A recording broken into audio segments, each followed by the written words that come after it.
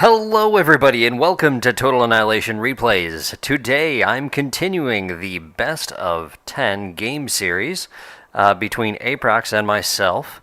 And so we are on to game number 4 here today.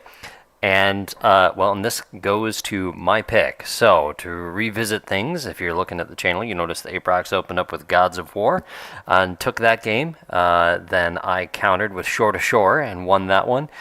He brought out John's Pond and did some nice bombing and took care of things there.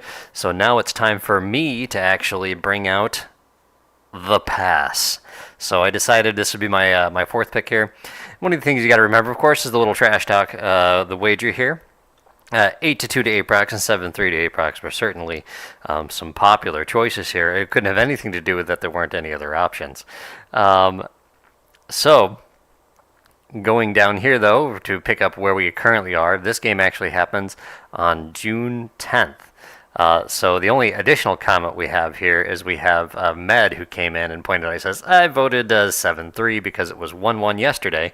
He says Postal will probably win on Dark Side and Lava 2 Hills, which he thinks that are maps that I'm going to pick. And, well, he might be right about that, but we'll see. But you got to remember there, if he thinks I'm going to win on Dark Side and Lava 2 Hills, and it was 1-1, that means it's going to be 7-3, but he didn't put the pass in there.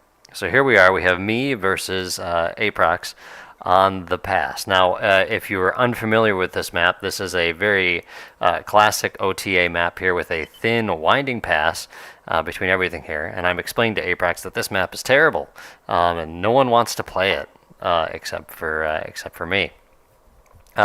If you really want a detailed, I say, yeah, it's probably the worst balanced map. If you really want a detailed explanation into this map, I have a demo between me and Diablo, where I do a very good job just kind of explaining not only how to build, but how to bomb and the thought process that goes into this. So, and that really, I go into a lot of detail. I'm not going to spend as much time on that kind of detail for this one. Just simply because if you want to get that information, you can get it on the other one. I highly encourage you to check it out. But doesn't mean I'm not going to leave out all the detail here. The strategy did change a little bit between 2005, when that was shot, when that game happened, to 2008, which is when this game happens here. So I say it took me a while to stop him because, of course, I'm being slow. So yes, so at this point, it's the series is one. From my perspective, it's 1-2. Aprox has got the lead, and I say Weasel Rush for the win. And I'm just typing because I'm being a little annoying. Notice here, I went vehicle first. The reasoning behind this is to get the the better build power here.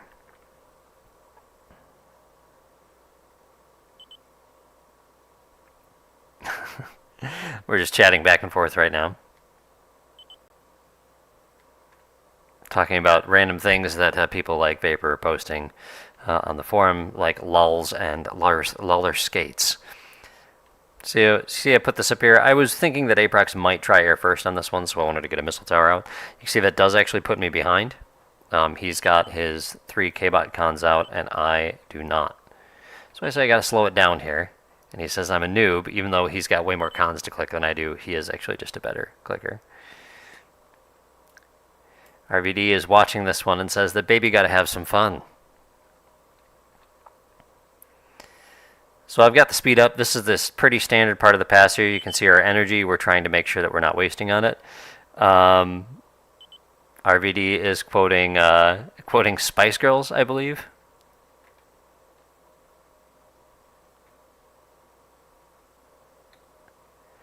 See here, picking up the trees, converting that to energy, converting that to metal. You can see Aprox is doing much the same. He's got this over here. More K-Bots out himself.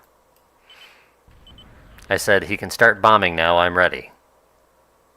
I was just judging that based on the game clock. And I say, tell me when you're ready so I can start bombing you.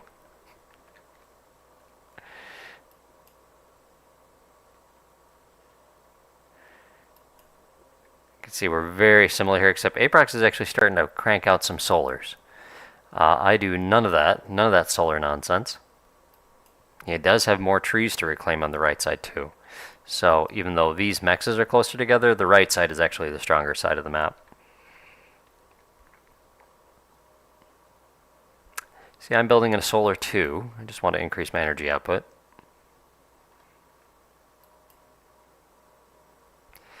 And this is the fastest you can build an OTA out of one KBot lab using guarding with K.con. So I've got the COM, which has the longer build range, and then 2 KBots themselves coming in and building that. With ProTA and some other mods, they increase the build range so you can actually get more KBots around there. And RVD says, to think this all started with some freaky stuff by Andrew Ace. And that is true. At least that's where I got the inspiration for trying this out. I said he couldn't win with it, though, because in the original Andrew Ace demo, he actually did not win the game that he played. See, Aprox investing a lot more into solars. You can see his resources are actually ahead of me at this point. Sorry, he's producing a little more. My resources, I'm actually ahead of him overall.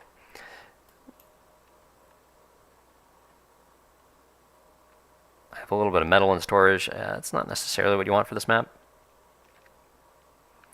Got this con. This is what I'm using to build the missile towers for when the air shows up.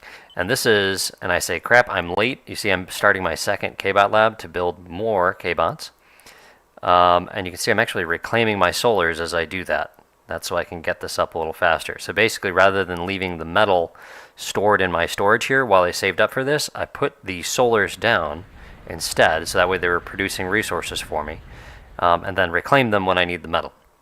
You can see I'm starting more KBots here. Typically, I like to have my second KBot lab up by 8 minutes. You can see Abrox here, he is actually reclaiming his KBot lab and going air.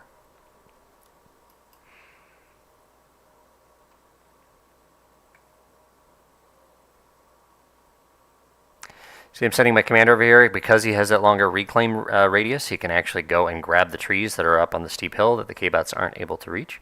So that's something just to remember is once you clean up your ground, you can get some of these ones that are really close with your commander and get that energy. You can see here, Aprox accessing his E. I say, is this exciting enough for you?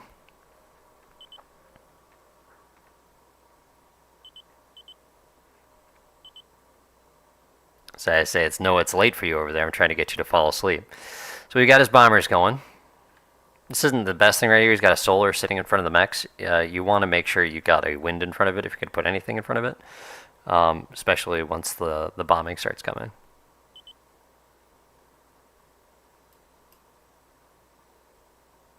See, at this point, I'm just all focused on the KBots, just trying to get as many out as possible. See, he's actually taken the lead now in metal production. He's about 15, I'm at 13, and that's because solars do come up faster.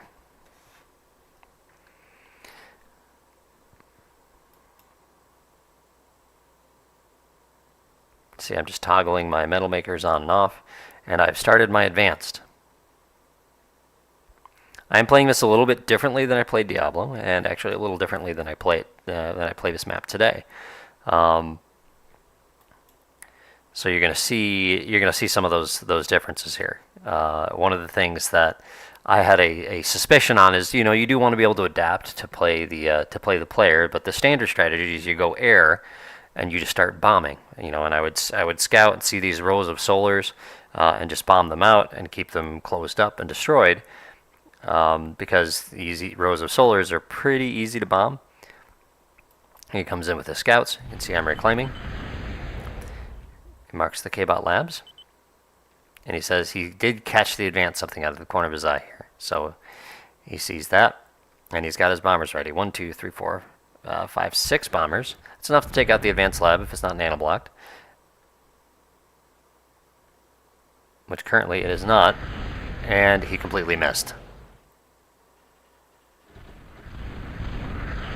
Completely missed again. He says WTF. I laugh. I say it's the pass. He says, I've never bombed on this, and I can tell. And so that's one of the things I suspected, and which is why I went advanced. I'm like, he doesn't know how to bomb on this map, meaning that there's absolutely no way he knows how to bomb a nuke.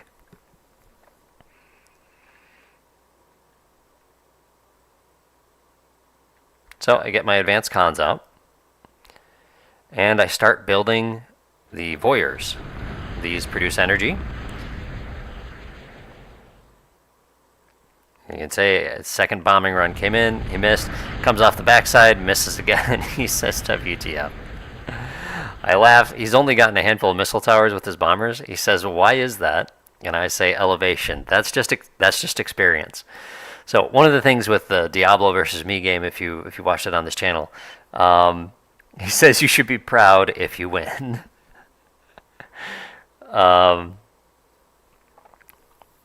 If you watch the Diablo versus me game, you notice that both of us were actually pretty solid with our bombing runs.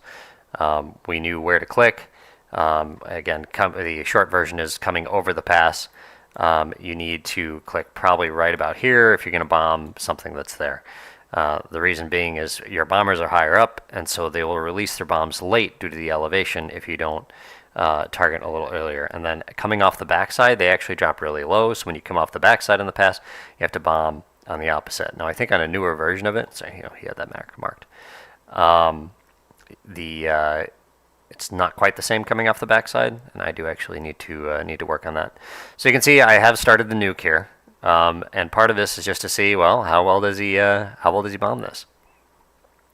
So I've got my voyeurs coming on, turning off the energy there. You can see I'm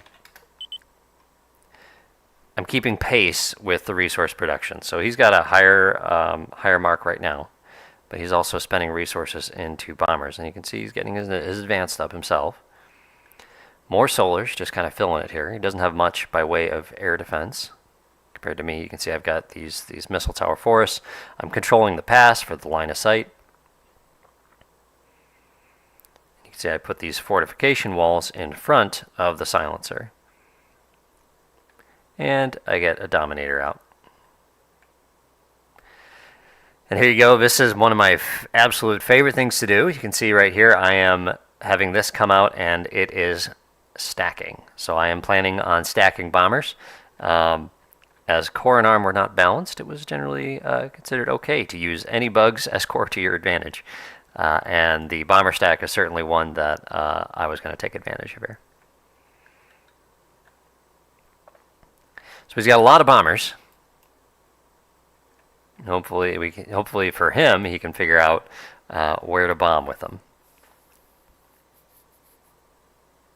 You can see he started building K-bots again.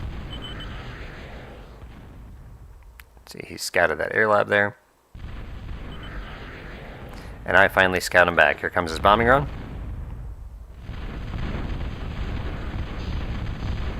And he manages to get it. Does not succeed in getting the advanced.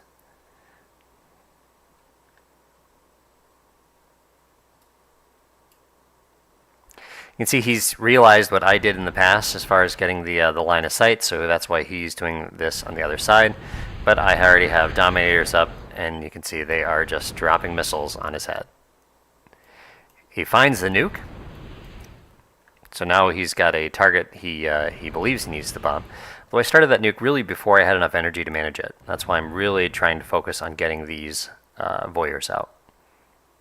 So I've got all my energy turned on here. I'm actually accessing energy at this point.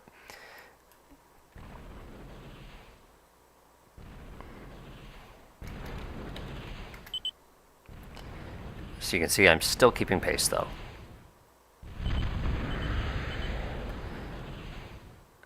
Scout the advanced.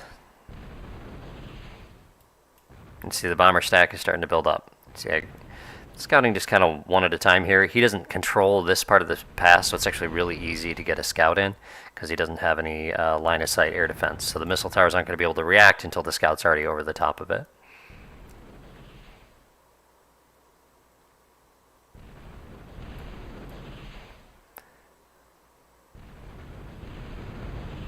And his K-bot is gone. Sees the Dominators, goes in to bomb them. That's the correct way to do it. He bombs them, slings off screen. So I move them down here where the bombers actually have to risk losing themselves.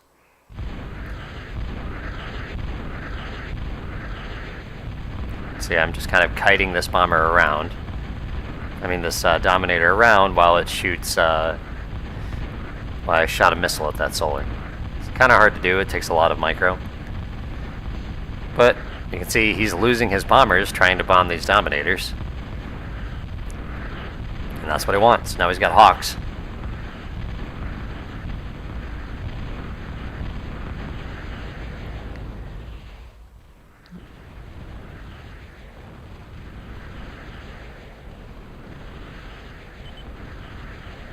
He turns off shoot all. That actually isn't going to change anything for this, because they're shooting a... Actually, no, sorry, he turns it on. But you can see they're actually... The Hawks are having trouble shooting the Dominator because their missiles are hitting the pass itself. You can see as it flies up there, it's having a lot of problems. These are very, very high elevation. He says, why are my Hawks not doing it? He says, the Hawk is flying too high to shoot. He says, the map is bad.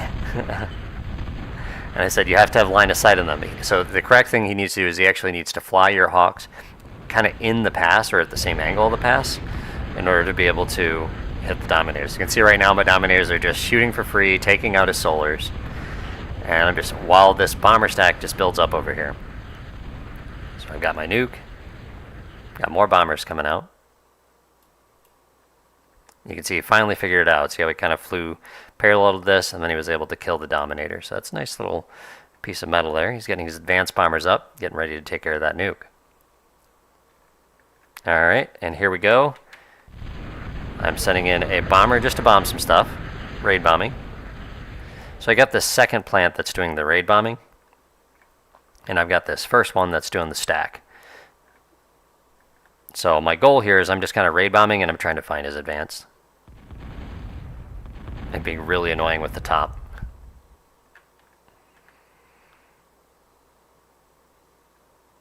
You can see I come off on the backside here. I find that, so that is the target for my stack. So we can go ahead and we'll watch the run here. This is experienced bombing versus inexperienced bombing.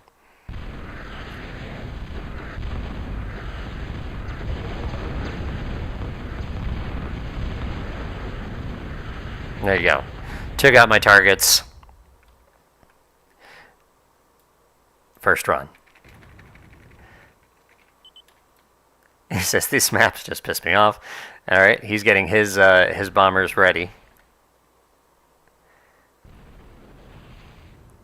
At this point, you can see my energy is really, really low because I'm building that nuke. You can see I've fallen even farther behind on metal because I'm converting that energy in. So here you go, the nuke is away. First shot goes off. And I destroy his advanced lab and one of his air.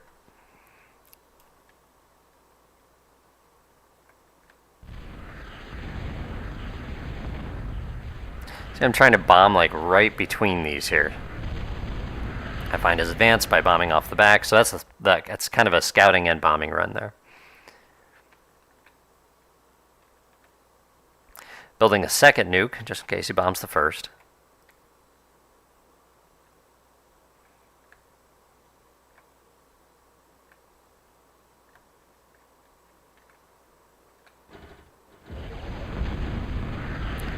Just bomb some missile towers. That's one of the things that's not a bad idea to do from time to time. Sometimes people will be so busy doing other things they'll forget to build them up.